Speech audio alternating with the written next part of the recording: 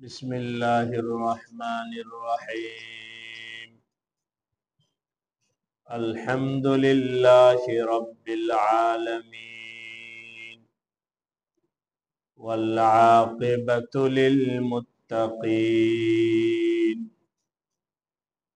والصلاة والسلام على سيد الأنبياء والمرسلين وعلى آله وأصحابه أجمعين. أما بعد فأعوذ بالله من الشيطان الرجيم. بسم الله الرحمن الرحيم. النبي أولى بالمؤمنين من أنفسهم وأزواجه أمهاتهم. آمنت بالله صدق الله مولانا العظيم. উপস্থিত মুআজ্জাজ মুহতারাম সম্মানিত মুসল্লিয়ানে কেরাম, আল্লাহ রাব্বুল আলামিনের দরবারে অসংখ্য শুকরিয়া যে আল্লাহ রাব্বুল আলামিন মেহেরবানি করে দয়া করে আমাদেরকে জুমার নামাজ আদায়ের জন্যে মসজিদে আসার তৌফিক দান করেছেন। আলহামদুলিল্লাহ। আল্লাহ পবিত্র কোরআনে কারিমের সূরাতুল আহজাবের একটা আয়াত নিয়ে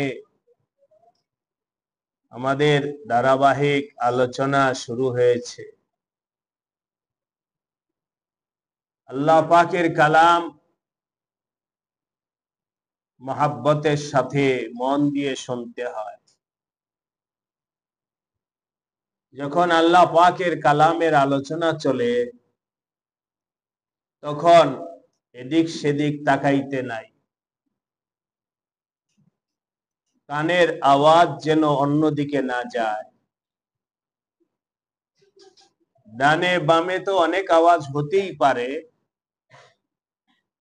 আমার মাকসাদ যেটা সেটার দিকে আমার কানের আগ্রহটা থাকবে। যখন কেউ কান দিয়ে একাগ্রতার সাথে আল্লাহর কালাম শুনবে, ডানে বামে অন্য কোনো কিছুর দিকে তার নজর যাবে না, তখন এই কালামের কোরআনের আলোচনার দ্বারায় তার কলবের ভিতরে মনের ভিতরে একটা হালাত, একটা অবস্থার সৃষ্টি হবে, মানসিকতা পরিবর্তন হবে, জিন্দেগি জীবন পাল্টানের একটা ইচ্ছা জাগ্রত হবে।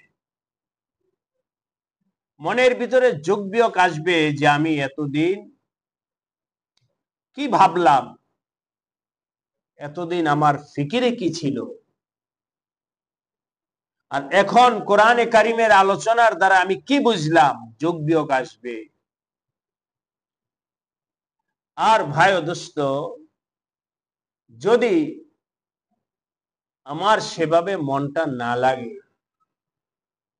আরো 10টা আওয়াজ শুনতেছি, এটাও একটা আওয়াজ শুনলাম,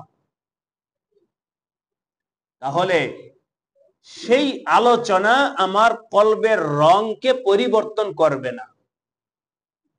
শুনলাম একটা কথা, কিন্তু নিজের জীবন, নিজের মন, নিজের মানসিকতা পরিবর্তন করার যে নুরানি হালাত আছে, ওই হালাত পয়দা হবে না। কলবের সেই নুরানি হালাত পয়দা হতে হলে মহব্বতের সাথে শুনতে হবে, আগ্রহের সাথে শুনতে হবে, দিল লাগায়া শুনতে হবে। আমাদের নবীজির ব্যাপারে আল্লাহ পাক বলেছেন, আন-নবিয়্যু আওলা বিল মুমিনিনা মিন আনফুসিহিম। হে মুসলমান শোনো, নবী তোমার জন্য অনেক বড় হিতাকাঙ্ক্ষী, কল্যাণকামী। তোমার দুনিয়ার কল্যাণকামী তিনি, আখিরাতের কল্যাণকামী তিনি। সব সময় তোমার কল্যাণ তিনি চেয়েছেন, দুনিয়ারও আখিরাতে। এমন চাওয়া চাইছেন যেটা তুমিও নিজের ব্যাপারে চাও নাই, তুমিও নিজের ব্যাপারে বোঝো নাই যে আমার এই দরকার, বুঝতেই পারো নাই, কিন্তু তোমার জন্য নবীজি চাইছে। হাদিসে আসছে, নবী আলাইহিস সালাম সারা দুনিয়ার মুসলমানকে সতর্ক করেছেন, বলেছেন, নির্দ্বিধায় বলেছেন, এবং তার বলাটা 100% সত্য। লম্বা হাদিস আছে, ওই হাদিসটা আজকে আমার আলোচ্য বিষয় না, সুযোগ হলে অন্য কোনো সময় আলোচনা করব। আজকে দুই একটা কথা ভূমিকা হিসাবে বলছি। নবীজি বলেন, আমার উম্মতের মধ্যে যখন বিশেষ করে 15টা গুনাহ আম হবে, ব্যাপক হবে, তখন আর উম্মত শান্তিতে থাকবে না, পেরেশানির মধ্যে থাকবে। কখনো এই পেরেশানি, কখনো সেই পেরেশানি, কখনো অমুক পেরেশানি। সেই গুনাহগুলোর মধ্যে একটা গুনাহ হলো, যখন সমাজের ভেতরে জিনা ব্যাপক হবে, ব্যভিচার, ব্যভিচারের গুনাহ যখন ব্যাপক হবে,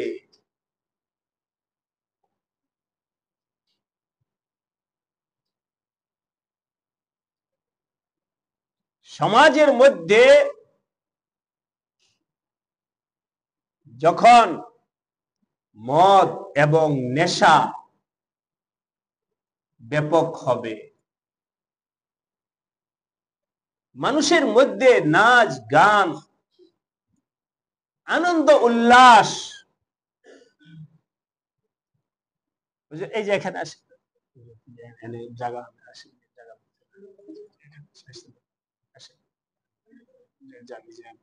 জায়গা হবে না দাঁড়ায়। তখন শোনো, জিনা ব্যাপক হবে, মদ নেশা ব্যাপক হবে, গান বাজনা ব্যাপক হবে। অপেক্ষা করো, কখনো তোমাদের খসিফাতিল আরদু, ভূমিকম্প শুরু হবে, জমিন ফেটে যাবে। আজকে এখানে আপনারা যারা আছেন, আমার ধারণা থেকে বলছি সবাই কিছুটা টের পেয়েছে। তো আমাকে একজনে বিভিন্ন জায়গা থেকে ফোন আসতেছে, কেউ মহাব্বতে, যে ওজে আপনার কোনো সমস্যা হয়েছে কিনা, মাদ্রাসায় কোনো সমস্যা। আলহামদুলিল্লাহ, আল্লাহ পাক হেফাজত করেছে। তো বিভিন্ন পত্রিকা, নিউজে, মিডিয়ায় বলতেছে 2 ঘন্টা সতর্ক থাকা, আবার 2 ঘন্টার মধ্যে আরেকটা ধাক্কা আসতে পারে। এটা হলো তাদের ধারণা থেকে বলছে। আমার প্রশ্ন হলো, কি সতর্ক থাকবে? এটা তো এমন কিছু না যে আমি আপনি সবাই মিলে জোরে একটা প্রস্তুতি নিয়ে একেবারে প্রতিবাদ করব।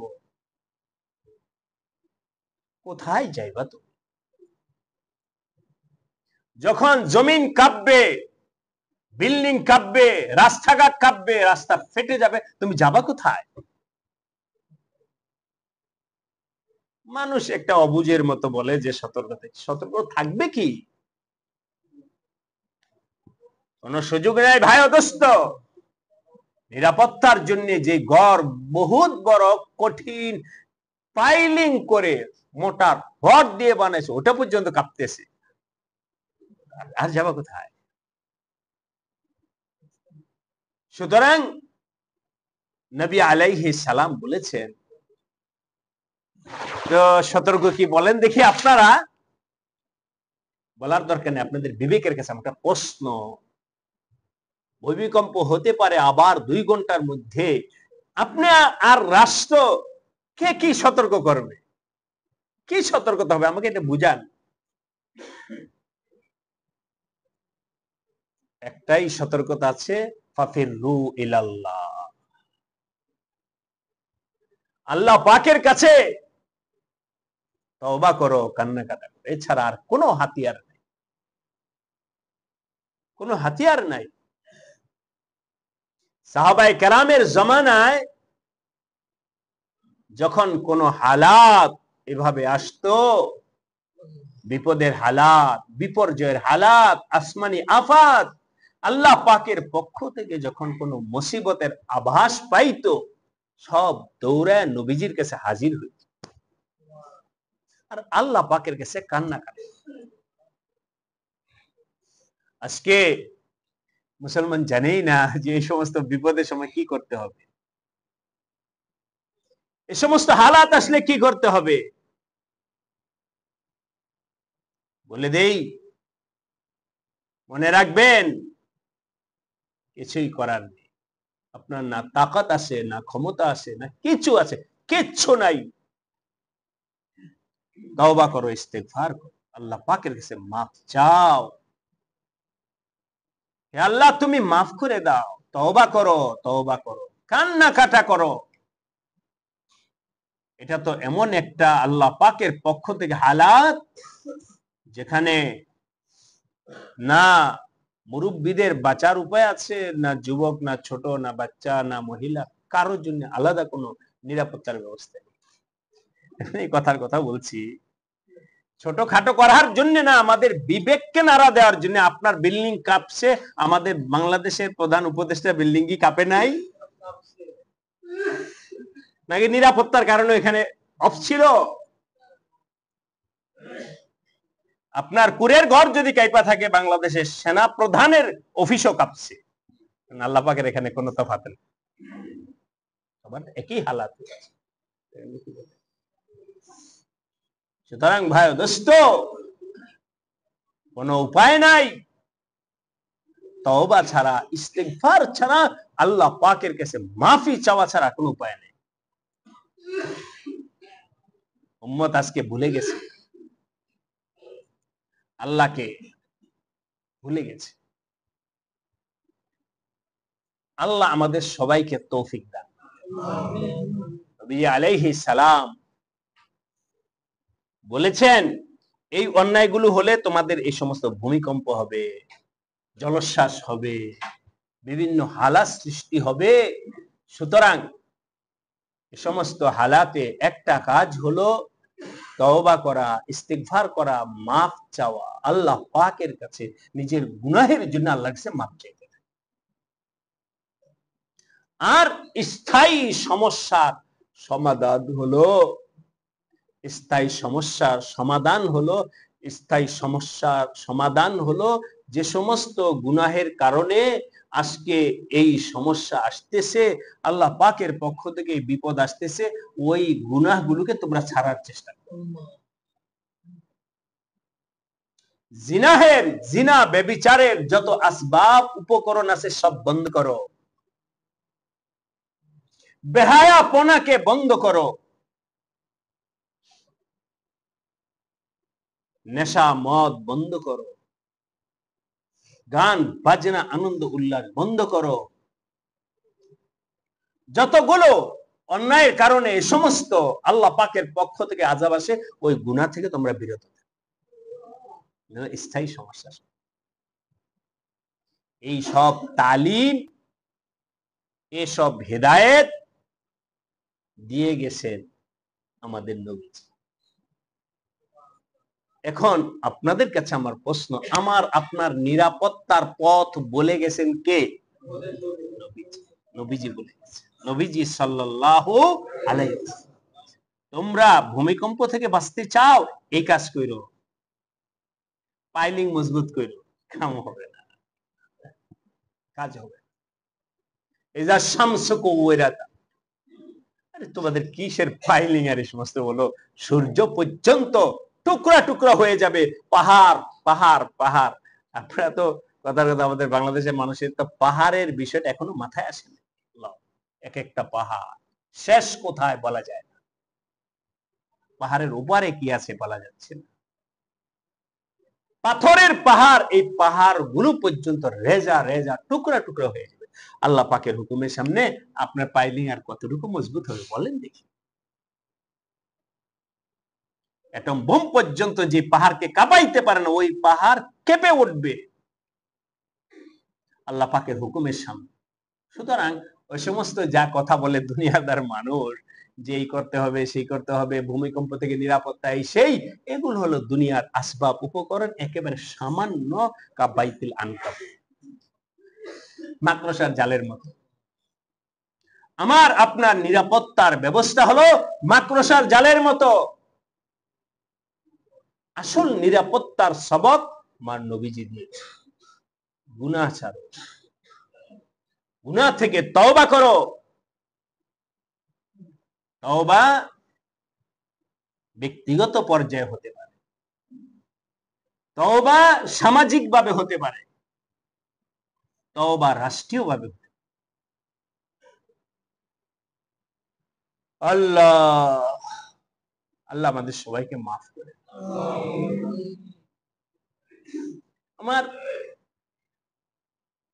বয়স অত বেশি না, মুরব্বীরা তো বলতে পারবে। আফসোসের একটা জায়গা থেকে একটা কথা বলতে চাই। বাংলাদেশে বিভিন্ন আসমানি জমিনি বালা মুসিবত আসছে, বিপদ আসছে,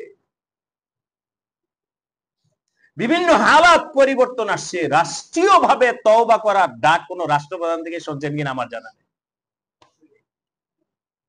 রাষ্ট্রীয় ভাবে অনেক কিছু বলছে, আমরা প্রতিবাদ করার, প্রতিরোধ করার ব্যবস্থা নিতেছি, নিরাপত্তার ব্যবস্থা নিতেছি, এই করতেছি সেই করতেছি, কিন্তু কোন রাষ্ট্রপ্রধান রাষ্ট্রীয় ভাবে বলছে আমরা আল্লাহর কাছে মাফ চাই, বিল করো।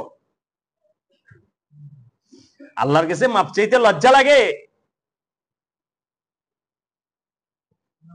এর অর্থ এই বলছি না আমি যে রাষ্ট্রীয় ভাবে তওবা করলে হবে নতুবা হবে না, ওই যে তওবা বিভিন্ন ভাবে। আজকে তুমি যে মুসলমান, তার একটা বহিঃপ্রকাশ ঘটাও না, যে সমস্যা আসছে আমি রাষ্ট্রীয় ভাবে ঘোষণা করেছি যে আল্লাহর কাছে সবাই তওবা করো, মাপ চাও। আলহামদুলিল্লাহ, মন্দের মধ্যেও ভালো একটা বিষয়ের দিকে আপনাদেরকে টাচ দিতেছি। যারা মক্কা মদিনায় গিয়েছেন, হজ উমরায় গেছেন, বৃষ্টি হচ্ছে না, অনাবৃষ্টির কারণে রোদের গরমের তাপ অসহ্য, রাষ্ট্রীয় ভাবে আল্লাহ পাকের কাছে সালাতুল ইস্তিসকা এবং মাফ ও তওবার জন্য রাষ্ট্রের পক্ষ থেকে ঘোষণা আসছে যে রাষ্ট্রপ্রধান সবাইকে দোয়া করতে বলেছে। রাষ্ট্রপ্রধান বৃষ্টির জন্য দোয়া করতে বলেছে। এটা তো কিছু ক্ষতি বয়ে আনে বলে আমার মনে হয় না। আসলে ভাই দোস্ত, ইমানের জায়গাটায় সমস্যা আছে, ইমানের জায়গাটায় সমস্যা আছে। কথার কথা বলছি, আমার দেশের মানুষ ক্ষতির মধ্যে পড়ছে, আমি আমার আল্লাহর কাছে তওবার জন্য বললাম। এই জন্য আমেরিকা বলবে এটা বললি কে? আমি তো আমার আল্লাহর কাছে বলেছি, কথার কথা বলছি, কেউ নিষেধ করার কোনো অধিকার নেই। আসলে আমি কেন বলতেছি না, এটা আমার একটা প্রশ্ন। সমস্যা কোন জায়গায় আমার জানা নাই, যাক ওই অংশটা বাদ দিলাম। এখানে আসে আল্লাহ আমাদের ব্যক্তিগতভাবে সতর্ক হওয়ার তৌফিক দান। এই সবকটা আমার নবীজি দিয়েছে। আন নবিয়্যু আওলা বিল মুমিনিনা মিন আনফুসিহিম, নবী তোমার দুনিয়ার নিরাপত্তার সবক দিয়েছে। দুনিয়াতে তুমি যেন আযাব গজব থেকে ভালো থাকতে পারো, নিরাপদ থাকতে পারো, ওইটার পথ নবীজি বাতলায় দিয়েছেন। এবং নবী যেটা বলেছেন এটা কোনো ওয়াহমি ধারণামূলক নয়, বরং এটা একই। তওবা করো আর গুনাহ থেকে বিরত থাকো। তো যখন আমার কাছে খবরটা আসলো 2 ঘন্টা সতর্ক থাকতে বলছেন, তখন আমি ফারহান বললাম, কি সতর্ক থাকবো বলেন? কিছু নাই, সতর্ক এটাই, তওবার নামাজ। সতর্ক এটা, আল্লাহর কাছে মাফি চাও নিজের গুনাহের জন্য, নিজের দেশের জন্য, নিজের সমাজের জন্য আল্লাহ পাকের কাছে মাফি চাও। এছাড়া সতর্কতার আর কোনো পথ। একবার নবীজি জানতে পারছেন যে আল্লাহ পাক আমাকে বিশেষ একটা সুযোগ দিয়েছেন যে এই সময় দোয়া করলে দোয়া কবুল হবে, দোয়া করলে দোয়া কবুল হবে। দেখেন আপনারা একটু বিবেক দিয়ে যে নবীজি কেমন আপন ছিলেন আমাদের জন্য। নবীজি ওই সময় 3টা দোয়া করেছে। বিশেষ সময়, দোয়া কবুলের সময় নবীজি 3টা দোয়া করেছে। 3টা দোয়া আপনাদেরকে শোনাইতেছি। এরপর আপনাদের সামনে প্রশ্ন থাকবে, এই দোয়াগুলো কার জন্য ছিল? না নিজের ছেলের জন্য, না নিজের স্ত্রীর জন্য, না নিজের মেয়ের জন্য। 3টা দোয়া উম্মতের জন্য ছিল, আপনার আমার জন্য ছিল। এবার বুঝেন কতটুকু উম্মতের জন্য বেকুল বেকারার ছিল, উম্মত কিভাবে নবী আলাইহিস সালামের কাছে আপন, এটা বুঝে নাও। নবীজি বললেন, আল্লাহ আমার উম্মতের পূর্বে বনি ইসরাইল বিভিন্ন হালাতের সম্মুখীন হয়েছে, বিপদে পড়ছে, পুরা কওম একেবারে ধ্বংস হয়ে গেছে। আমার উম্মতকে আল্লাহ উম্মতের গুনাহের কারণে, উম্মতের নাফরমানির কারণে আল্লাহ তুমি আমার উম্মতকে সমূলে ধ্বংস করে দিও না, আমার উম্মত যেন ধ্বংস না হয়ে যায়। আমার উম্মতকে তুমি আযাব থেকে হেফাজত করো, ধ্বংসের পথ থেকে হেফাজত করো, একেবারে সমূলে ধ্বংস করে ফেলো না। কওমে লূতকে সমূলে আকাশ থেকে বৃষ্টি, পাথরে বৃষ্টি বর্ষিতেছে, সব তামামকে তামাম খতম, পুরা কওম শেষ। হে আল্লাহ, গুনাহ অন্যায় অপরাধের কারণে আমার উম্মতকে এভাবে তুমি সমূলে ধ্বংস করে দিও। আল্লাহ পাক নবীজিকে জানাইলেন, তোমার এই দোয়া কবুল করা হলো। আল্লাহ। 2 নাম্বার, ইয়া আল্লাহ তুমি আমার উম্মতকে দুর্ভিক্ষ না খাওয়ায় মাইরো না, আমার উম্মত যেন না খেয়ে মারা না। আল্লাহ তুমি আমার উম্মতকে আসমান থেকে রিজিকের ব্যবস্থা, উম্মত যেন দুর্ভিক্ষের মধ্যে না পড়ে। আজকে একেবারে চোখে আমরা দেখেছি, আমার কাছে অনেকটা আশ্চর্য লেগেছে, আল্লাহ পাকের কুদরত আমরা চোখে দেখেছি। করোনা ভাইরাসের সময় অফিস বন্ধ, বাজার বন্ধ, সব বন্ধ। এখানে যারা আছেন বলেন তো, কে কোন দিন না খাইছিলেন? কোথায় থেকে আসছে? কোথায় থেকে আসছে? আল্লাহু আকবার। কেউ না খেয়ে মারা যায়, কেউ না খেয়ে মারা যায় নাই। যখন লকডাউনে সারা দুনিয়া স্থবির হয়ে গেছে, আমদানি রপ্তানি বন্ধ, হাটঘাট বাজার অফিস আদালত বন্ধ, এমনও লোক ছিল যাদের ঘরে চাউল নাই, কিন্তু অটোমেটিক কিভাবে জানি আল্লাহ পাক আবার খাওয়ায়ও রাখে। নবীজির এই দোয়া আল্লাহ পাক কবুল করেছে। হ্যাঁ, ব্যক্তিগত পর্যায়ে কোনো কারণে হয়তো আপনার সমস্যা হতে পারে, কিন্তু জাতিগত ভাবে উম্মতে মুসলিমা সব না খায় মারা যাবে, আল্লাহ পাক বলছে এরকম হবে না, আমি তোমার উম্মতকে রিজিক দিব।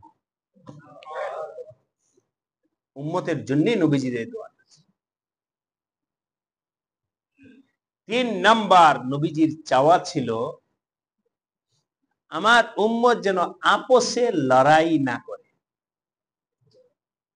মারামারি হানাহানির মধ্যে যেন লিপ্ত না হয়, উম্মত যেন ভাই ভাই হয়ে চলে। এই দোয়া করার পর আল্লাহ পাক জানাইলেন এই দোয়াটা 3 নাম্বার, এই দোয়াটা স্থগিত, কারণ তাহলে আর দুনিয়া দুনিয়া থাকবে না, জান্নাত হয়ে যাবে। কারণ এখান থেকে শিক্ষা কি নেওয়া উচিত? অনেক কিছু নিতে পারেন। আমার নবীজি যখন জানতে পারছেন যে আল্লাহ পাক বিশেষ সময় বিশেষ দোয়া কবুল করবেন, তখন যে 3টা দোয়া করেছেন, 3টা দোয়া আমার আপনার উম্মতের জন্য নবী আলাইহিস সালাম বরাদ্দ করেছেন। নিজের জাতের জন্য তো দোয়া করেন নাই, নিজের স্ত্রী নিজের ছেলে মেয়ের জন্য তো করেন নাই, নবীজি উম্মতের জন্য করেছেন। আন নবিয়্যু আওলা, নবী তোমার জন্য দেখো কি করে। আন নবিয়্যু আওলা বিল মুমিনিনা মিন আনফুসিহিম, নবী তোমার ঘনিষ্ঠ আপন, তোমার কল্যাণ কামনায় তুমি নিজেও নিজের এতটুকু কল্যাণ কামনা করতে পারবে না যতটুকু তোমার নবীজি তোমার জন্য কামনা করে গেছে।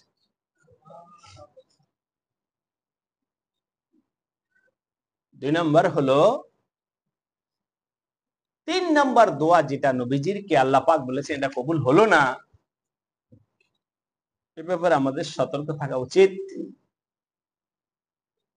তা হলো ভাই ও দোস্ত, মানবে তো না কেউই, কিন্তু কিছুক্ষণ আগে জানাজার নামাজ হলো, আমাদের মহল্লাবাসী একজন মারা গেছে, জানাজার নামাজ হলো। জানাজার নামাজের আগে আমি একটা কথা বললাম যে ভাই, আমাদের দায়িত্ব বলা হক কথা, কোরআনের কথা, দ্বীনের কথা। আমি বলার পরে আপনার পছন্দ হতেও পারে, নাও হতে পারে, এটা আপনার ব্যাপার। আমি কিন্তু আমার জায়গা থেকে বলতে হবে, হুজুর এই কথাটা কেন বললেন, এটা কেউ বলার চেষ্টা করেন, আমার বলার দায়িত্ব আমার আল্লাহ দিচ্ছে। কবুল করবেন না বলুন, আপনার ব্যাপার। সুতরাং ইমাম সাহেব খুতবার জায়গা থেকে, মিম্বার থেকে আল্লাহর দিকে তাকায় কথা বলবেন, আপনারা কেউ ওইটাকে বললেন না, তাহলে আপনার নিজের ক্ষতি হবে। কেন বললেন? আল্লাহ বলতে বলছে, নিজের বলছে। আপনার পছন্দ হয় না, এটা আপনি মানেন না, আপনার ব্যাপার। এই কথা বলে আমি বললাম, আমাদের দেশে একটা সংস্কৃতি হয়ে যাচ্ছে, কেউ যদি ঢাকায় মারা যায়, এখানে একবার জানাজা হবে, আবার দেশে গিয়ে আরেকটা হবে। কেন? এর অর্থ কি? বেশি, যত বেশি জানা যাবে তত বেশি আমি জান্নাত, বড় জান্নাত পাবো? জানাজা তো একটা আমলের নাম, দোয়ার নাম, আমলের নাম, দোয়ার নাম। এই দোয়া তো সাহাবায়ে কেরাম মারা গেছে, তাদের থেকে তো দামি আপনি হন নাই। তাদের ইতিহাস দেখেন কয়বার জানাজা হয়েছে। আমি আপনি মারা গেলে কেন 100 বার জানাজা হবে? মানে কি আমার পজিশন বাড়াইতেছে?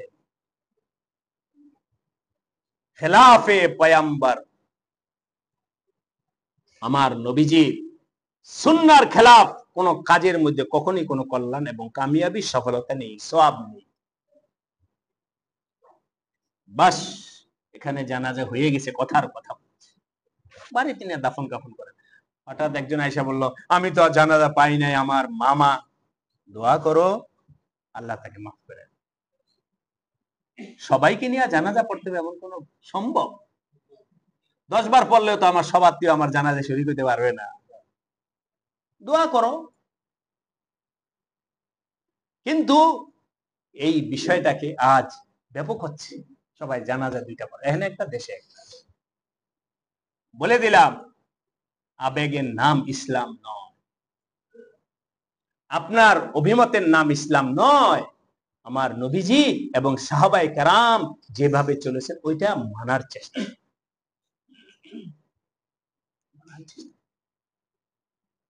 তো ভাইরা আমার, বলতেছিলাম তা হলো মানা না মানা আপনার ব্যাপার।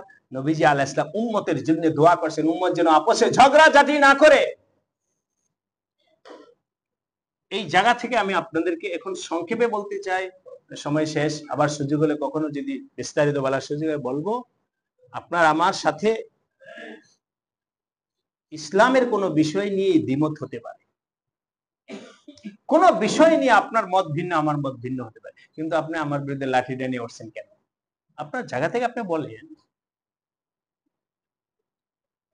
আপনার পছন্দ অনুযায়ী আপনি চলেন, আমার পছন্দ অনুযায়ী আমি চলবো। জান্নাত জাহান্নাম তো আল্লাহ পাক যাকে দিবে দিবেন, আমি লাঠি হাতে নিব কেন? এই জায়গা থেকে উম্মতকে ফিরে আসতে হবে। তোমার ভাই কার ব্যাপারে তুমি লাঠি উঠাইছো? ও মুসলমান, তুমিও মুসলমান। তার দৃষ্টিভঙ্গি ভিন্ন থাকতে পারে, তার জায়গায়, তোমারটা তোমার জায়গায়। তুমি বলে দিছো তাকে, যদি সে মানে আলহামদুলিল্লাহ, না মানে তার ব্যাপার। তোমার দায়িত্ব তো তুমি পালন করেছো, তুমি কি লাঠি পেটা করে আরেকজনকে বুঝাই দিবা? আমার নবীজির হাজারো চেষ্টা ছিল উম্মতের হাত থেকে লাঠি সরানোর। বলো নরম ভাষায়, ফাকুলা লাহু কওলান লাইয়িনান লাআল্লাহু ইয়াতাযাক্কারু আও ইয়াখশা। প্যার মোহাব্বতের সাথে দ্বীনের কথা বলো, হেদায়েতের কথা বলো। মানবে না মানবে তার ব্যাপার। আল্লাহ পাক উম্মতকে আপসের মধ্যে মিল মোহাব্বতের সাথে চলার তৌফিক দান করেন। এই জায়গাটা আমাদের পরীক্ষার জায়গা রয়ে গেল। আন-নবিয়্যু আওলা বিল মুমিনিন, ইনশাআল্লাহ নবী আলাইহিস সালাম আমার জন্য আপনার জন্য কতটুকু হিতাকাঙ্ক্ষী, দরদি, আপন ছিল, এর কিছু আলোচনা আমাদের এখানে চলবে। আজকে একটা বললাম যে নবীজি কিভাবে উম্মতের শুধু জান্নাতের নাই দুনিয়াতেও মানুষ কিভাবে নিরাপদে থাকতে পারে, এর জন্য নবীজি আলাইহিস সালাম মেহনত ছিল।